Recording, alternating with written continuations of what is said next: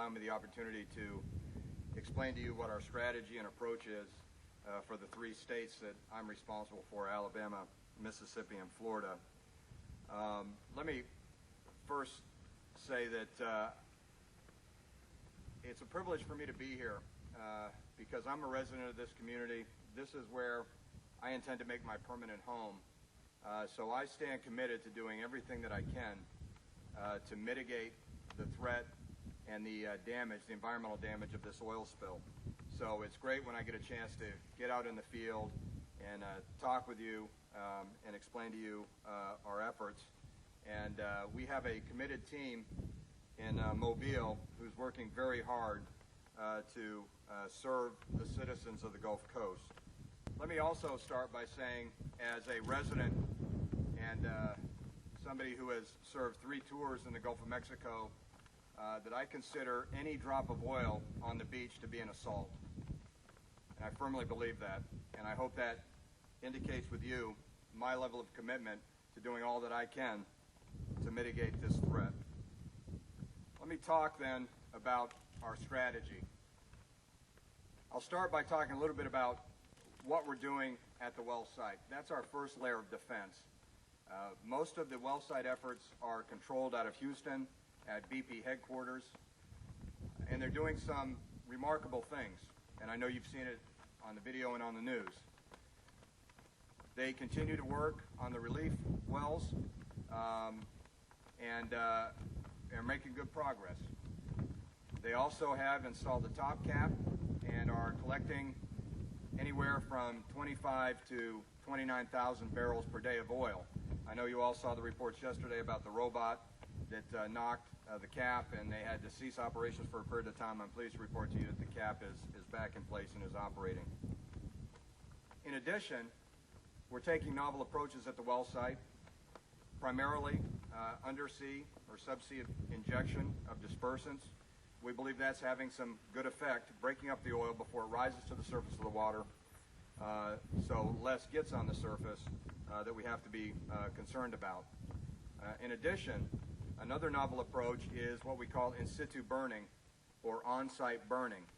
We have burned millions of gallons of oil with the burns on-site, and that is oil that will not make it to these pristine beaches and these pristine areas in Alabama, Mississippi, and Florida. And those are some of the things that are being done at the well site. In addition, we've got an aggressive offshore approach that involves commercial skimming operations, using vessels to skim the oil off the top of the water. Much of that is being done at the well site, but in Mobile, we're controlling offshore skimmers out to about 50 to 70 miles. We task and target those skimmers in areas where the oil is the heaviest because we want to have the greatest effect. I have 5 offshore task forces that I direct, and I position those task forces to stay ahead of the oil as it migrates, and you've seen it migrate both east and west. So every day when we get our aerial overflights, we get our satellite observations, we reposition those task forces appropriately to do the greatest amount of recovery. In addition, I have 5 task forces that we use in the nearshore environment. If the oil makes it past the skimming at the source, if it makes it past my offshore task force, then we have nearshore task forces that we are strategically positioning at the critical bay entrances and inlets. For example, here in Panama City, Pensacola, Perdido Pass, the mouth of Mobile Bay, and also the Barrier Islands on Mississippi. Again, those are assets that I have to move depending on the trajectory of the oil. If the oil does make it past that layer of defense, then we have cleanup operations onshore. We have literally thousands of workers that have been employed by BP that stand ready to clean up the beaches. I will tell you, though, that manual cleanup in this heat is very, very difficult. So we are looking at new and improved ways of doing mechanical skimming, mechanical beach cleaning, I should say. And we're transitioning to nighttime operations as well, where the air is cooler. We are having some greater effect in collecting the oil. One of the things that we see during the day is that when it's hot out and the oil sits on the sand, it tends to liquefy more, At nighttime when it's cooler, the oil tends to congeal and can be a little bit easier to pick up with mechanical devices. But a lot of it remains very hard, difficult manual labor, and we have to ensure that our workers are safely protected from heat stroke and heat-related illnesses. So that's one of our key focuses as well for this operation. In fact, the primary focus is the safety of our workers and the safety of our workforce. You also know that onshore and in the bays and inlets, we have been booming aggressively. To this point, we have laid or set more than 1.2 million feet of boom, hard boom, in the states of Alabama, Mississippi, and the Florida Panhandle. In addition, we've laid almost 250,000 feet of absorbent boom in those areas, most of that in areas where hard boom may not be the right approach, but more so as reinforced booming in those areas that we need some additional protection. Our booming strategy continues. We continue to get more boom in theater, and we continue to try and deploy that as quick as possible. Another important element of our strategy are the vessels of opportunity, what we call the VOOs, the Vessel of Opportunity Program. We have more than 2,000 vessels of opportunity enrolled in our program. Just to give you some size, that's about a third of the D-Day invasion force from what I'm told. That's a tremendous number of vessels, and we are continuing to work on improving command and control of those vessels. Most of these vessels are commercial operators. It is our intent to employ as many commercial fishermen, charter operators as we can, because those are the people that make their living on the water and the ones that are most effective. To date, we in Mobile, through our incident command post, have been able to recover over 96,000 barrels of oily water in the offshore and nearshore environment. And to this point, we've collected literally hundreds of tons of solids off these beautiful beaches here in this area. We're also looking at how we can improve our functionality and our organization. I had a very good meeting with the county commissioners, 8 county commissioners, yesterday in Fort Walton Beach, and I heard loud and clear their desire to be more integrated into our operation. And I certainly want to do that. This is an all-hands-on-deck evolution. We can only be successful if we include our local communities as part of that single unity of effort.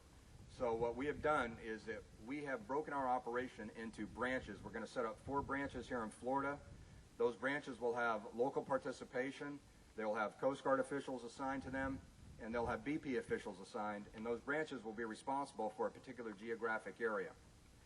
In addition, I have designated a deputy incident commander for the state of Florida. I've done one for the state of Alabama, and I've done one for the state of Mississippi. These deputy incident commanders report to me, but importantly, they are there to work with the state officials to ensure that state issues are properly addressed, and that we are working as best we can with county officials to ensure that unity of effort that I mentioned that's so important in this operation. What I can tell you is I'm not going to be satisfied that we're doing all we can and that we have all the resources we need until the well is killed. I can't tell you what inning that we're in. All I can tell you is that we're making progress on all fronts, and I'm not going to be satisfied until this well is actually killed. That's the best I can tell you.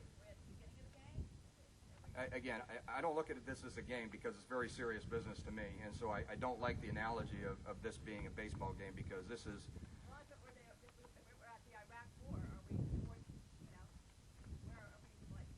Well, again, this is what I can tell you.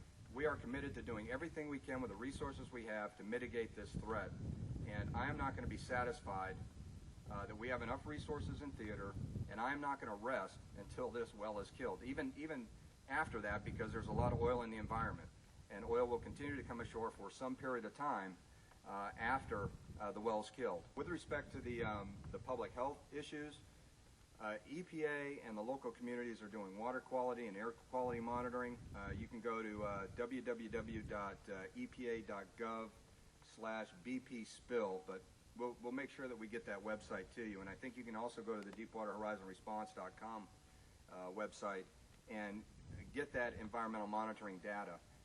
This is one of the areas where we have worked very closely with the communities and the public health officials to ensure that whatever is done to close beaches or provide advisory to the public is done and coordinated through the local public health officials. I understand the significance of that to all the 5 deepwater ports, all 5 of the deepwater ports that I'm responsible for: Gulfport, Pascagoula, Mobile, Pensacola, and here in Panama City.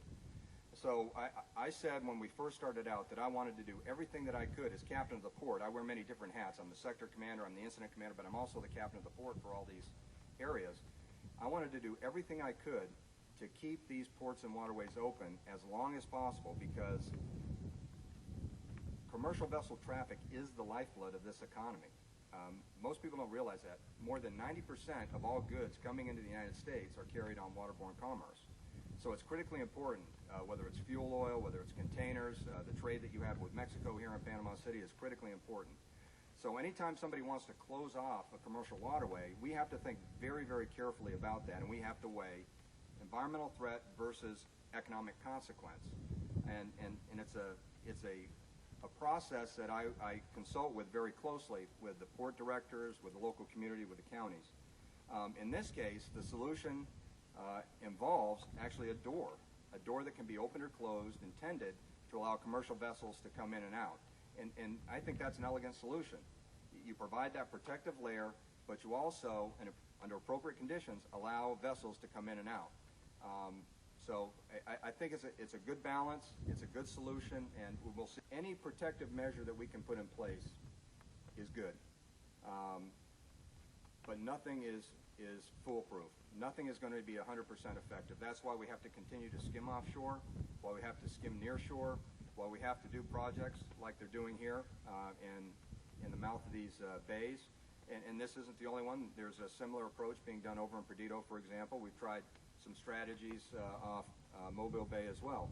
But all of those additional layers of protection provide some additional security against oil intrusion. But as I said, I don't think any of them singularly can be foolproof, and even collectively they may not prevent the oil from getting into the bay, which is why we always have to stand ready to do the inshore skimming, and also we have to stand ready to collect it off the beaches as soon as possible. I think the real challenge with the entrance to the bay is closing it on a flood tide. If it's an ebb tide, the hydrodynamic forces, the current pushing out, probably doesn't require us to close off that hard boom. But it's on the flood tide where you're at greatest risk, and that's where we're going to have the challenge of making sure that can be opened or tended. One of the things that I'll talk with the local folks about here is, do we need to shut down recreational vessel traffic? Do we need to limit commercial traffic to certain times? As I said, I'm very cautious about any impact on navigation because of the importance of it to these communities. But that's a discussion that we'll have with the port here, with the counties, to make sure that we're doing the right things in the right way in full view of the public concerns.